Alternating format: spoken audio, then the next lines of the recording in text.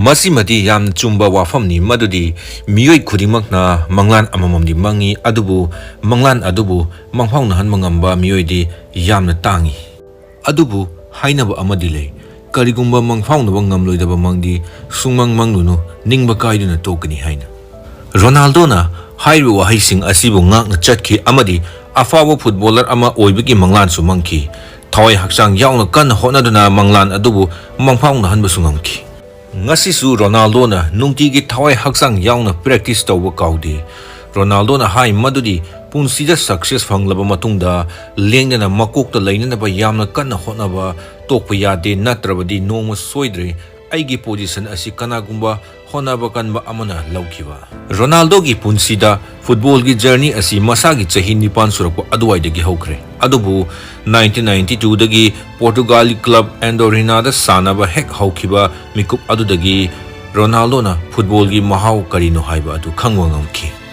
mamangi ahum suba episode so haijakre madudi 1995 fawba haiba club asida sanaraba matungda henna kumang sauksinba training fangnanabagi damakta Ronaldo na Madeira national club ta join tauki club asida 1997 fawsu sanaba ngamki chahina 1997 ni aduga matam adu Ronaldo gi masagi chahina taragani tu surku matamni haiba matam asidani Ronaldo gi punsida football gi career da yamna chawba onba malaki matam adu video asigi makata abda Ronaldo na matau karamna mahaki career hauki haiba du mayam pun amu khanginasi Portugal gi maming chatlaba football club Sporting Lisbon gi official khara matam aduda Madeira da young footballer singi selection trial tobalaki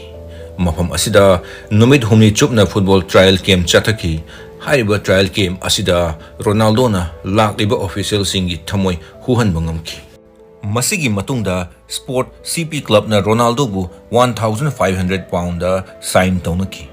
Ronaldo na haiba trial aduda khankibagi matang asida wari amasu leiri haiba wari asi mayamna su soidina internet ta thengnabiram lagani hainei adudi Ronaldo na Sporting Lisbon da selection fangkriba asi mahaki yamna luna tinaba mamanaba amagi yamna chawa support ama yawi haina mamanaba adugi mamingna Albert Frentrau kawi tasengna Albert ki sacrifice na maram oiraga Ronaldo na club join taw ngamkhibani haibasu yai matam aduda Sporting Lisbon gi official singna trial manungda haiki madudi khwaidagi goal hena chanwa player adu makoi club ta yahon gani haina haiba trial aduda Ronaldo ki performance adugi matik faziki adubu condition ama laki madudi goal amana maraibu khwarba sanaroi amagi selection adu lepataki matam aduda aroiba goal chanbagi tanja adu Albert Frentrau na fangki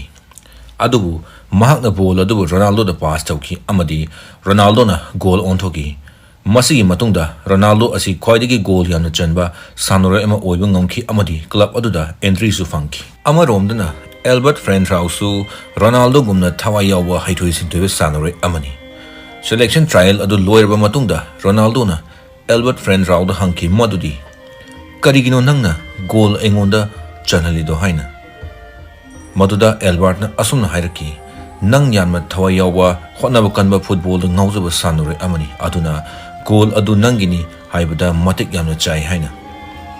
haiba thodok asina takle madudi Ronaldo gi football gi masana da haithoi singthoi bada natana maki mamanabagi role su yana chawna yawi haina masigi matungda Ronaldo gi career da Portugal gi capital Lisbon da ahanbu oina football sanaba laki haiba mafam asidani Sporting CP gi football academy na lairiba asisu mamangi episode su haigre madudi Ronaldo na mayum amadi family thadoktuna Lisbon da lakpada aduki matik awaba ma oiki haina maramdi Ronaldo asi family bu yam nungsijaba amadi yam emotional oiba misak amani club asida join tawro matungda Ronaldo na tha ahum mari gi manungda subnatagi amurak mahakna mayumda family ga unaba chatli British journalist Piers Morgan ga unaba interview amada Ronaldo na hai madudi Lisbon da leiringe matam aduda mahakna chaningba achapot ama phawbo laininabagi paisa phawko leiramdi haina maramdi Ronaldo asi lairba nomogi su nomlaga chaba imung manung amagi angangni Ronaldo na matam aduda practice loiraba matungda aduki matik chak lamki amadi mamanaba sing haunaduna stadium aduga punna leiba McDonald gi outlet amagi morning thangba kitchen changduna tatana hangi aremba burger leiribra chak yamna lamne khita chage haina matam aduda McDonald da thabak suba yawba nupi ahumna makhoida aremba burger sing pijay paisa yawdana Ronaldo na hai madudi haujik suning singli makhoi nupi ahum adugi manungda edena kauba ama yawi haina hairiba interview aduda Ronaldo na makhoi nupi ahum adugi maramda asumna hai makhoi sing adubu hainingai leitana aigi thamoina thagat phongdok chari makhoina paisa su yawdana pijakhiba burger adugi laman punchi chupa kaure haina makhoi ge thengnaraga thagat wa haiba pami makhoi bu yumda kauduna chak chara ama chaminam su pami makhoi gi damakta karigumba kharadi soina tawningi haina